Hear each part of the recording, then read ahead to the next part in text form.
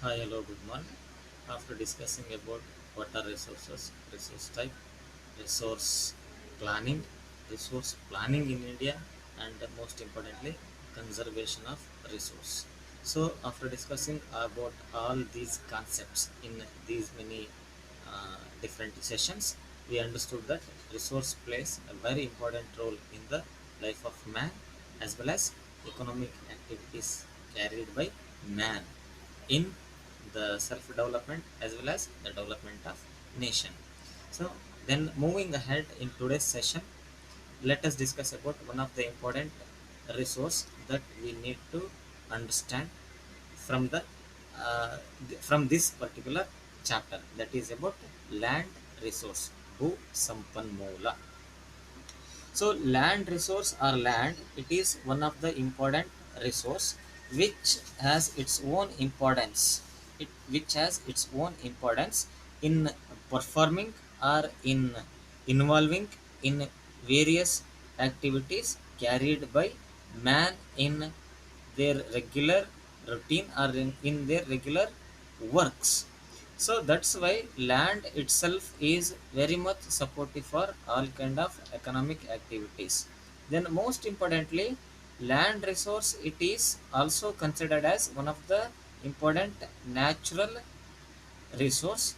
So this natural resource or land as a natural resource, it plays very important role in supporting the growth and development and distribution of natural vegetation, then a distribution of wildlife, then supportive for the settlement or habitation of human beings, then supportive for all kind of economic activities, and supportive or favorable for transport and communication system.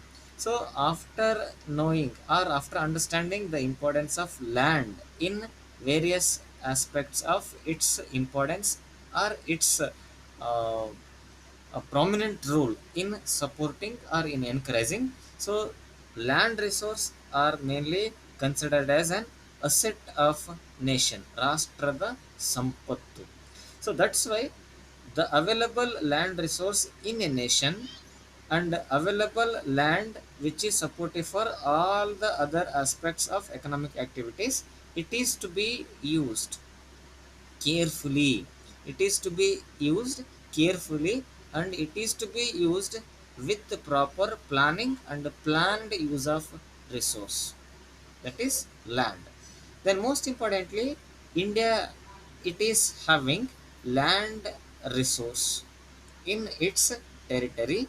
The land resource which we find in the territory of India, it is mainly distributed in among different relief features or different relief factors. Namely, land in India, it is mainly distributed in between mountains, plains, plateaus, and island groups and others also. Then among these each category of land, it has its own prominent role. Most importantly, plains. Plains. So the total available land in India, land resource in India, plains consist or plains itself covers about 43 percentage. Per 43 percentage of land resource in India, it is distributed as plains. So these plains are generally flat surface areas which are very much supportive for settlements, or we can call it as habitation, and they are very much supportive for establishing or constructing transport, communication, and even they are very much supportive for the establishment of various industrial activities and others. So because of these, plains plays a very important role, and plains are distributed about 43 percentage in the available land resource of India. Then then mountains, they covers about 30 percentage of area or surface area in the different parts of India. And these mountains are mainly supportive for the growth and development of uh, natural vegetation natural vegetation, and even for the development of wildlife. And most importantly, these mountains are very much supportive for the rise and origin of most of the rivers. And most of the rivers are peri- perennial and seasonal in nature, and these rivers are very much supportive for agricultural activities and settlement, and for other kind of industrial activities, and even for transport and communication. Then third important type of land resource, it is plateaus. Plateaus. So plateaus in the available land resource in India, they covers about 20 27 percentage, and these plateaus are mainly uh, possesses or consist rich reserves of various mineral deposits as well as fossil fuels. So the availability of minerals and the availability of fossil fuels in plateau regions, they are very much supportive for the establishment of industries and industrial productions. So all the different types of or categories of land resources which we notice or which we find in the form of plains, plateaus, mountains, islands, and others. All these together they makes land resource, and all the available land resource together they are very much supportive for all the kind of economic activities. Then next topic is the available land resource. The available land resource in India, how it is utilized or utilization of land or land utilization, ಭೂ ಸದ್ಬಳಕೆ, ಭೂ ಸದ್ಬಳಕೆ.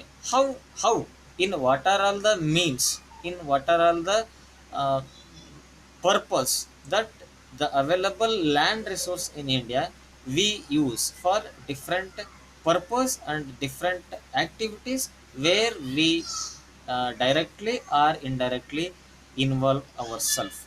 So most importantly, the land utilization in India, it is mainly uh, we can quote different uh, points on a different purpose.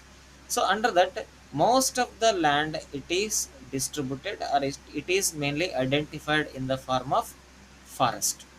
ಹೆಚ್ಚಿನ ಪ್ರಮಾಣದ ಭೂಮಿಯನ್ನ ಭೂ ಸಂಪನ್ಮೂಲವನ್ನು ನಾವು ಅರಣ್ಯದ ರೂಪದಲ್ಲಿ ಕಾಣಬಹುದು ಅಥವಾ ನೋಡಬಹುದು.